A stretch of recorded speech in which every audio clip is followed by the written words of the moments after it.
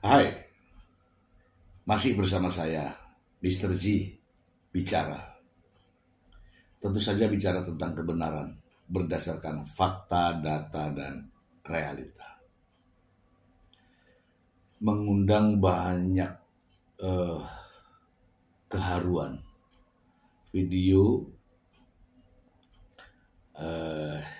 Genzo sedang merengek menangis. Jadi ini bukan menangis hal yang biasa-biasa, tapi menangisnya atas dasar jeritan dalam hati seorang anak. Ini benar-benar ya, mungkin ya teman-teman semua setelah melihat, mendengarkan suaranya, mungkin tidak perlu dijelaskan. Tidak perlu dijelaskan. Tapi beda dengan sang pengacara. Sang pengacara selama ini selalu membalik-balikkan fakta. Sedikit ditanya, tanya lagi. Buktinya mana? Itu yang bisa mengartikan itu psikolog. Nah gitu. Bahkan ada narasi yang dikeluarkan oleh sang pengacara bahwa anak-anak mengalami trauma tanpa mengetahui penyebabnya. Lantas siapa yang disudutkan? Paula.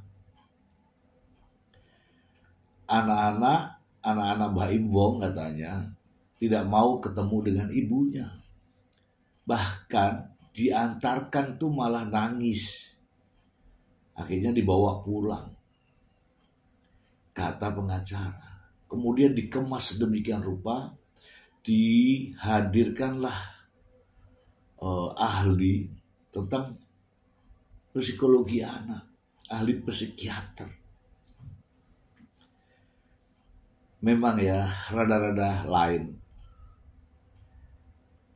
Melihat fakta yang satu ini dengan suara yang jelas, dengan tangisan yang menjerit, ya kalau saya memaknainya, keluar dari dalam hati si bocah, itu tidak perlu lagi diterjemahkan.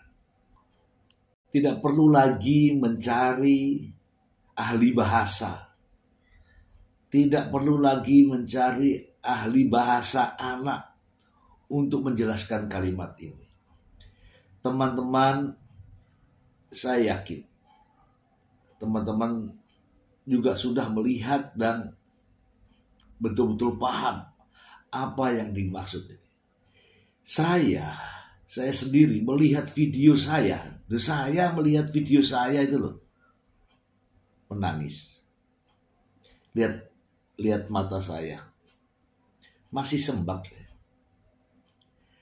Karena apa? Saya memaknai dari dalam hati.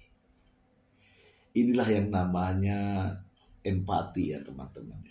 Kalau teman-teman bisa menangis berarti Anda memiliki hati yang sama dengan saya. Oke teman-teman ya, ini dirasakan oleh Paula Verhoeven di saat menemui anaknya. Kangen sama anaknya. Inilah yang didapatkan. Ini saya ingin mendengar ya bersama-sama dengan teman-teman. Lalu kita memberikan penjelasan ya. Supaya itu Pak pengacaranya itu gak nanya-nanya lagi.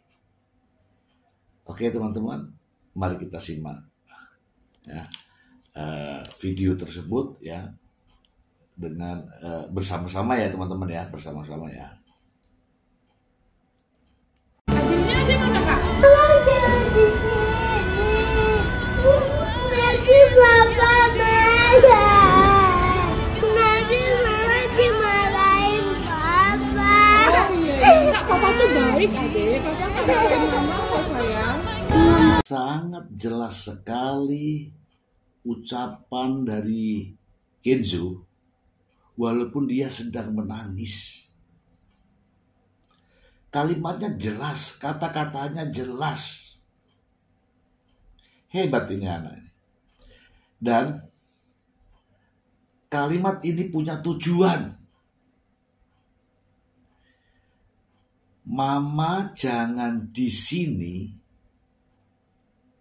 nanti papa marah. Disambung lagi dengan nanti mama dimarahin papa. Ini ya teman-teman ya, kalimat ini sulit ya untuk mengatakan bahwa ini diajari. Tidak, ini spontan. Ketika Paula datang dengan maksud memberikan hadiah makanan, anak-anak ini tidak melihat makanannya. Justru mungkin melihat ke pintu, ke dinding, ke teras, kemana. Mungkin dalam hati, ada papa nggak ya? Gitu. Ada papa nggak ya?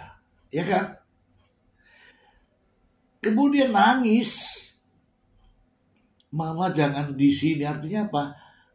Bukan mama diusir, bukan. Ya, sambungannya adalah nanti papa marah. Nah, ini persoalannya.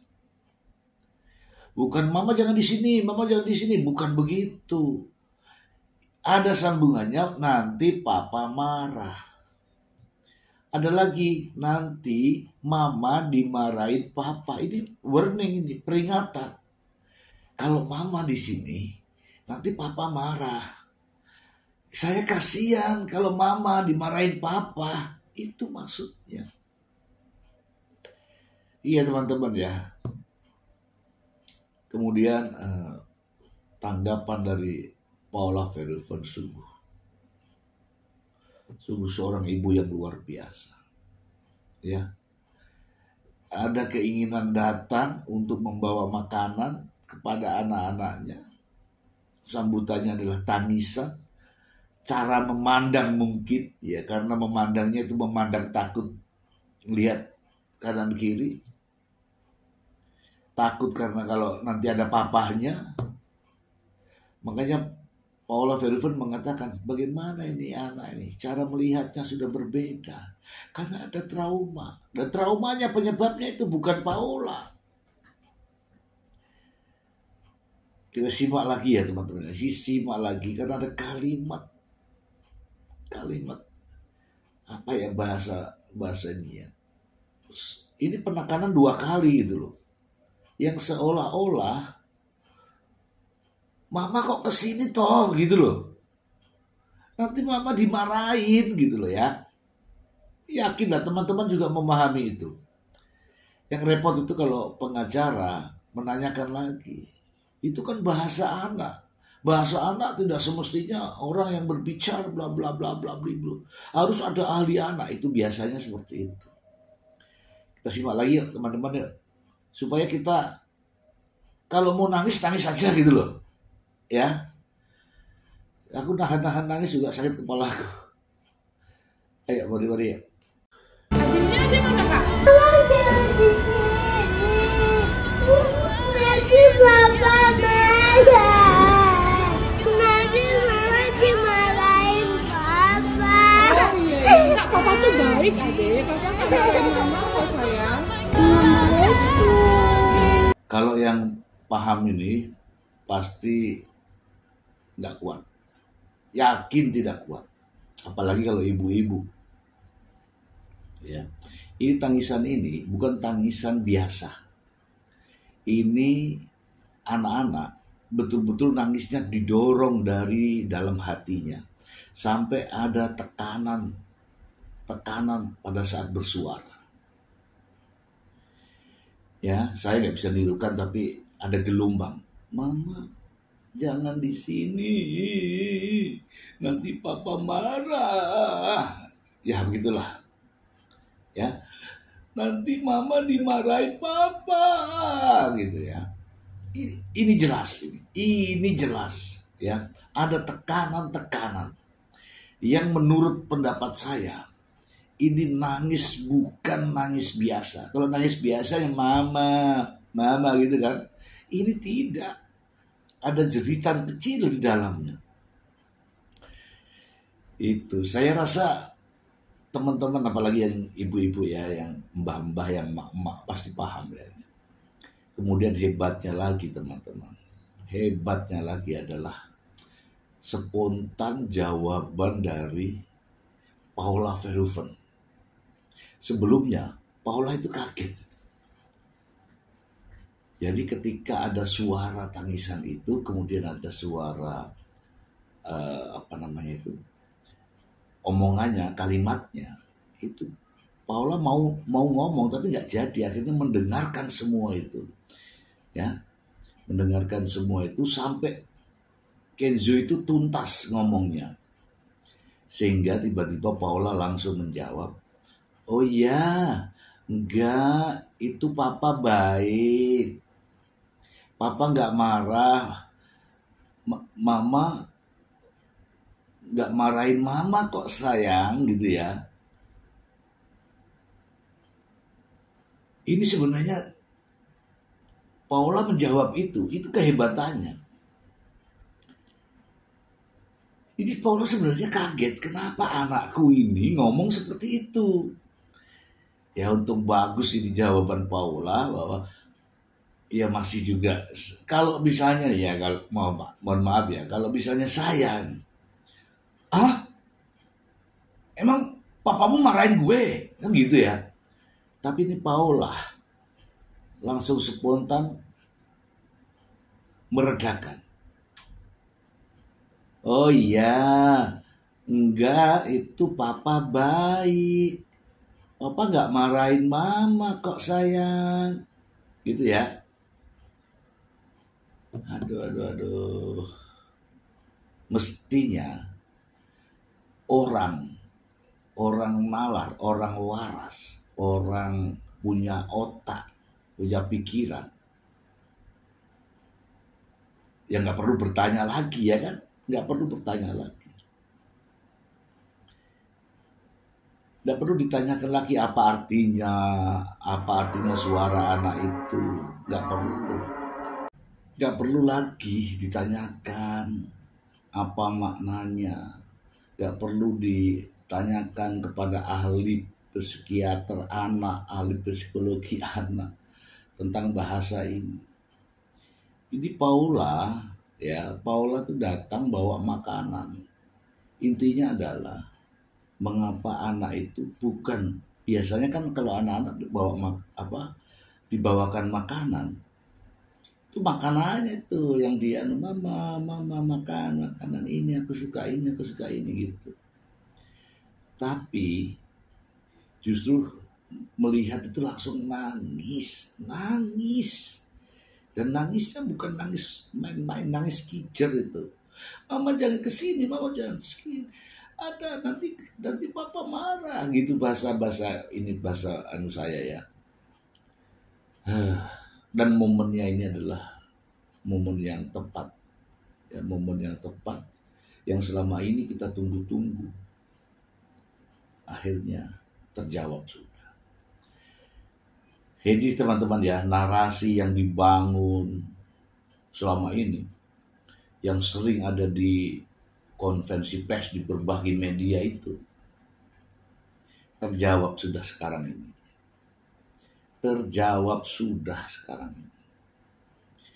Mengapa anak-anaknya terlihat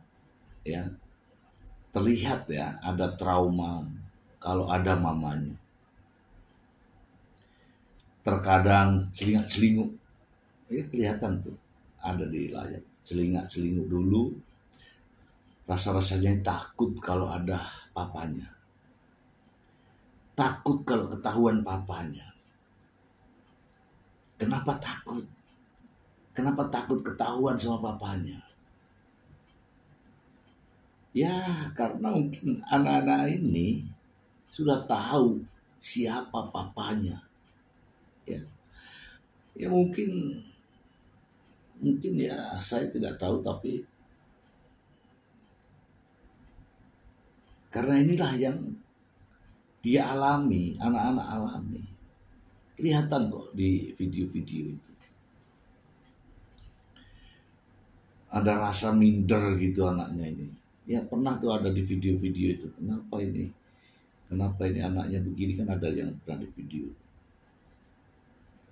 Jadi saran saya ini ya Pak pengacara ini, langsung saja Pak pengacara, ya gak usah repot-repot hadirkan ahli psikologi anak yang beberapa waktu lalu dihadirkan ke sidang, ya gak usah dibawa ke psikiater dengan keterangan-keterangan.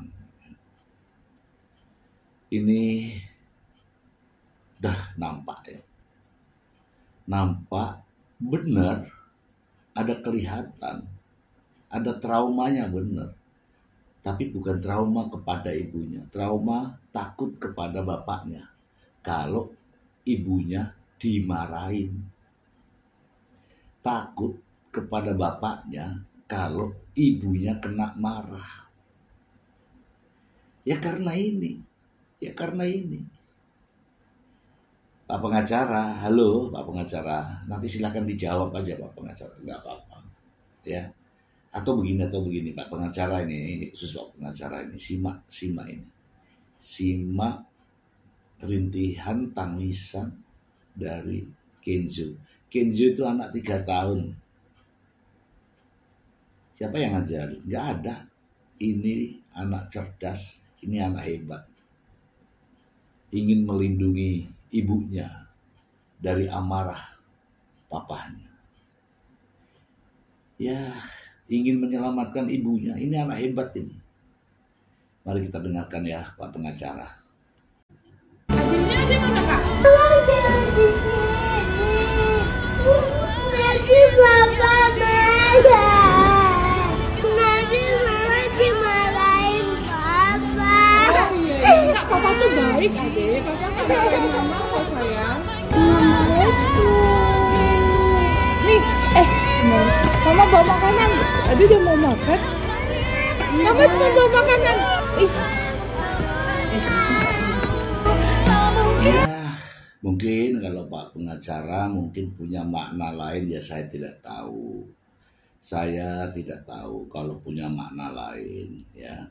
Tapi yang jelas seluruh Indonesia ini dari rakyat jelata sampai rakyat yang luar biasa tahu artinya. Tidak perlu lagi masalah bukti, tidak perlu lagi masalah ahli, tidak perlu lagi bawa-bawa saksi yang banyak-banyak itu. Toh hakim juga nggak percaya, ya. Itu loh bukti 83 bukti kalah dengan bukti yang ini. Percaya, kalah dengan bukti ini. Ini real power of the Kenzo. Suara anak usia 3 tahun mengalahkan bukti 83. Judulnya itu ya nanti ya. Luar biasa ini. Jadi ya ini momen yang tepat ya. Di saat akhir ya pembuktian untuk pihak Paula Verhoeven ya. Paula bisa menayangkan ini. Dan saya yakin tidak perlu dibawa ke pengadilan. Tidak perlu. Cukup hakim melihat. Ya, hakim kan ada istilah observasi kan. Melihat keadaan yang sebenarnya dari lapangan. Itu boleh. Hakim mendengarkan ini sudah pasti mengabaikan bukti yang 83 itu. Apalagi yang mau didengarkan. Satu saja bukti ini hakim sudah bisa mengambil kesimpulan. Ada apa anak menangisnya seperti ini? Ada apa anak ini sampai melarang ibunya jangan ke sini? Ini kalau bahasanya ekstrim tuh, jangan ke sini, nanti itu marah. Begitu. Itu kalau yang ekstrim ya. 83 3 atau 80 berapa itu, atau 100 bukti itu gugur. Udah nggak perlu lagi mendatangkan saksi gembos, saksi kunci, saksi apa lagi itu, saksi fakta. Nggak perlu lagi membuat drama-drama dengan kejadian sesuatu yang luar biasa. Oh, apa namanya ini, syariah, Islam dan sebagainya, nggak perlu. Ini bulan puasa ini. Bagaimana perasaan Anda ketika mendengarkan ini? Nggak tersentuh. Ya kalau nggak tersentuh, maklumlah. Nggak terharu, nggak terenyuh, ya maklum. Ya kan? Sudah ada pengaruhnya huru hara, jadi ya nggak akan terenyuh, nggak ada terpengaruh. Ini saran saya kepada Pak Pengacara, sudahlah. Sebaiknya disarankan kliennya untuk bersama-sama minta maaf kepada Paula Verhoeven, minta maaf kepada anak-anaknya, minta maaf kepada kedua orang tua almarhum, ya, yang sudah almarhum. Insya Allah diampuni, ya. Tahu nggak? Dari kalimat yang diucapkan oleh anaknya saat nangis, kalimat Paula Verhoeven itu ya masih membuat adem, masih enak kita dengarkan, masih enak kita rasakan. Oh ya, enggak, itu papa baik, papa enggak marahin mama kok sayang. Ini Oke. Sulit untuk diungkapkan dengan kata-kata. Karena ini harus mendengarkannya dengan hati, dengan perasaan. Ya kalau Anda punya perasaan, Anda punya hati, pastilah sama dengan kita-kita ini. Tapi kalau saya lihat beberapa penampilan, kayaknya nggak ada perasaan ya. Ya mudah-mudahan ya, ini adalah jawaban atas doa-doa yang dipanjatkan oleh Paula Verhoeven. Inilah jawabannya. Diam, berserah diri, berdoa dan bertawakal. Akhirnya Paula mendapatkan jawaban. Dan yakin saya, apabila hakim mendengarkan semua ini, tidak perlu dibawa ke pengadilan ya Pak Hakim. Pak Hakim itu punya orientasi dan observasi. Bagaimana sih keadaan di rumah sebenarnya? Bagaimana sih keadaan di lingkungan kerja sebenarnya? Itu Pak Hakim punya hak untuk itu. Namanya sidang lokasi. Dan inilah jawabannya. Saran saya kepada Pak Hakim, tidak perlu repot-repot mendengarkan banyak ahli-ahli. Cukup dengarkan saja anak ini yang usianya baru 3 tahun, tapi mengungkap fakta yang sebenarnya. Ini adalah kebenaran yang hakiki. Bocah usia 3 tahun mengungkapkan kebenaran demi menyelamatkan ibunya, demi menyelamatkan orang tuanya.